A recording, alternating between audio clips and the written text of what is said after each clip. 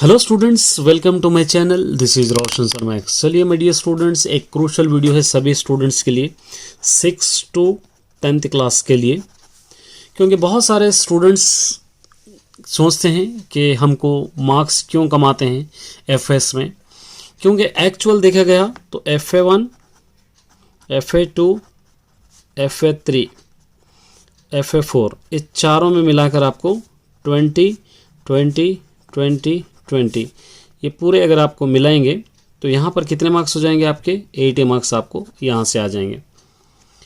80 marks आपको मिलाएंगे तो 80 अगर यहाँ से अगर चल जा रहे मिल जाएंगे तो आपको अपने एग्ज़ाम में करना रहेगा। 80 मार्क्स का पेपर रहेगा, जो भी SA1 SA2 लिखेंगे। 80 में से आपको 20 ऐड करेंगे तो 100 मार्क्स हो जाएगा। तो मतलब 80% मार्क्स आपको पेपर से मिल रहे हैं, 20% मार्क्स आपको FA से मिल रहे हैं। और बहुत सारे स्टूडेंट्स को FS में सही से मार्क्स नहीं मिलते। सभी स्टूडेंट देखिए, बहुत ही क्रूशियल वीडियो है ये, बहुत ही इम्पोर्टेंट वीडियो है सभी स्टूडेंट्स के लिए। क्योंकि सभी जानते हैं कि हमको इतना करने के बावजूद भी मार्क्स नहीं मिलते। आप कोई भी टेस्ट ले लीजिए, ये चारों का पैटर्न सेम रहेगा। अब FA1 अगर आप लिखना चाह रहे हैं तो इसके अंदर 4 पार्ट्स आपके रहते हैं। 4 पार्ट्स आपके पास रहते हैं। एक तो रहता है प्रोजेक्ट वर्क, आपके पास रहता है। एक तो रहता है प्रोजेक्ट वर्क जिसके आपको 5 मार्क्स दिए जाते हैं। उसके बाद रहता है आपके पास रिफ्लेक्शन वर्क। अगर आपके पास लैंग्वेजेस है हिंदी, उर्दू या तेलुगु, तो रिफ्लेक्शन वर्क रहता है। फिजिक्स और बायोलॉजी अगर है तो यहाँ पर आपको रहता है लैब एक्टिविटी। और ये लैंग्वेजेस और सोशल में भी आपको रिफ्लेक्शन वर्क ही रहेगा, लैब एक्टिविटी रहेगा फिजिक्स और बायोलॉजी में। और मैथ्स में रहेगा जनरेटिंग क्वेश्चंस या क्रिएटिंग थिंग्स रहेगा। ये वाला पार्ट, ये 5 समझ गया है ना आपको। ये जो 4 पार्ट जो होते हैं, प्रोजेक्ट वर्क, रिफ्लेक्शन वर्क। एक और होता है आपके पास रिटर्न वर्क। ये तो आपके क्लास वर्क, होमवर्क देखकर दिए जाते हैं। क्लास वर्क एंड होमवर्क जो भी आप करें उस पर। और यहाँ रहता है स्लिप टेस्ट। ये स्लिप टेस्ट के 5 मार्क्स रहते हैं। ये टोटल मिलाकर आपको 20 मार्क्स मिल जाएंगे।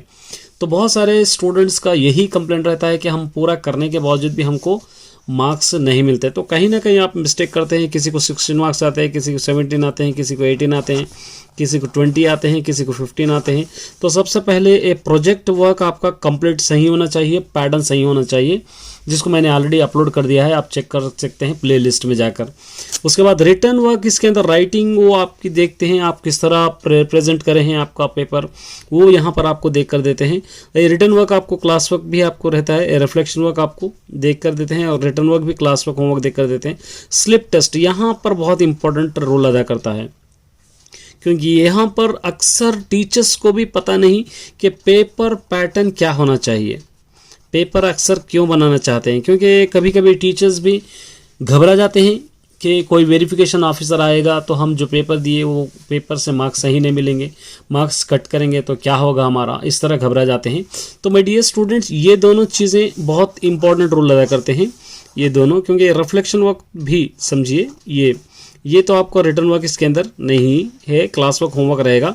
तो आपको 15 मार्क्स के लिए, प्रोजेक्ट वर्क के लिए, रिफ्लेक्शन वर्क के लिए, स्लिप टेस्ट के लिए 15 मार्क्स है।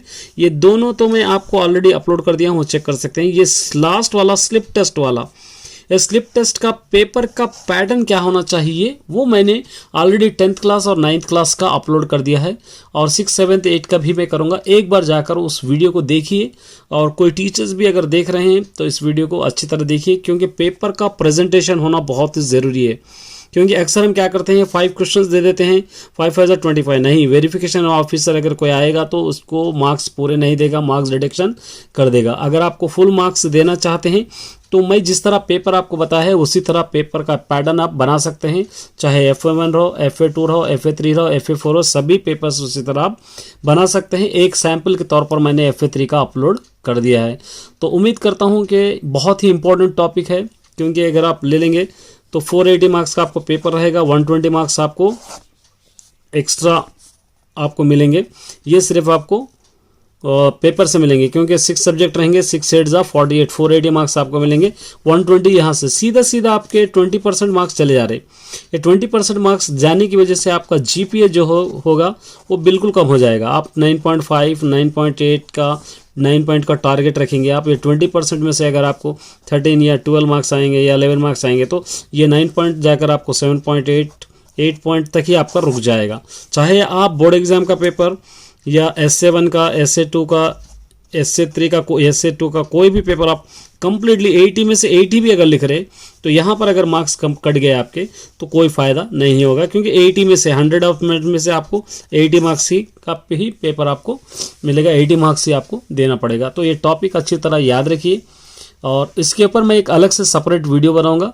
तब तक के लिए चैनल पे बने रहिए।